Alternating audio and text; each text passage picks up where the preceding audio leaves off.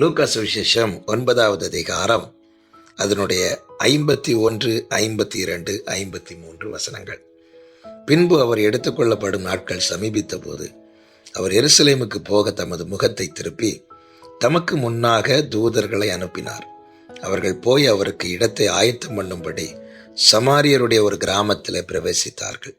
அவர் எருசலேமுக்கு போக நோக்கமாயிருந்தபடியினால் அவ்வூரார் அவரை ஏற்றுக்கொள்ளவில்லை.